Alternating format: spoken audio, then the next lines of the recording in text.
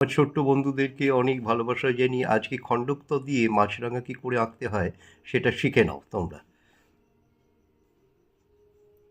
তোমরা খণ্ডক্তটা এইভাবে দেবে, দিয়ে যেভাবে রেখো একটু কাত করে রেখো, পিঠটাকে আগে জুড়ে দাও, ডানাটা তৈরি করে নাও, ঠোঁটটা ভিটাকে শুয়ে দাও, একটা মাছ যদি দিতে পারো দিয়ে দাও, ভাল লাগবে, একটা মাছ দিয়ে দাও, চোখটা টানা টানা একটু রাগি করে দেবে। এই যে ডানায় কিছুটা দাগ দাও ছোটো ছোটো, একটু লেজটা ঘুরিয়ে দাও, পায়ের কাছে কিছুটা পশম রেখে আঙুলগুলোকে একটু বের করে দাও।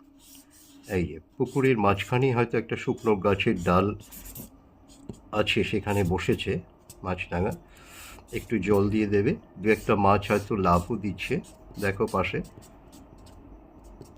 এদিকেও একটা লাফ দিচ্ছে।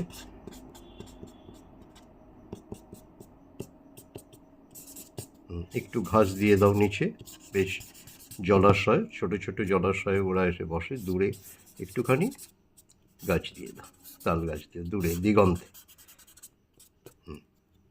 ঠিক আছে, হয়ে গেল একটা মাছরাঙা। দেখো একতারা আঁকবো উমো দিয়ে একতারা, ব্যঞ্জনবর্ণের উমো দিয়ে একতারা। কী করে একতারা আঁকবে দেখো, উমো দিয়ে, উমোটা তোমরা এইভাবে লিখছো, এই লিখলাম।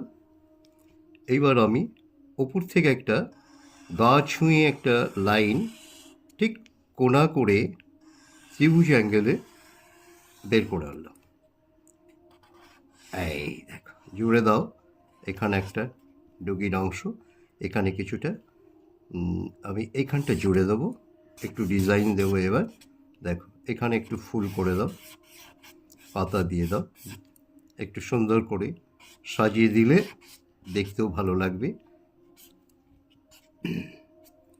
এবার এখান থেকে আমরা ওপরটা তুলে দেখো সরু করে একটা তার মাঝ বরাবর টেনে দাও, ওপাশ থেকে একটু দেখা যাচ্ছে। দেখো উমো দিয়ে একতারা হয়ে গেল।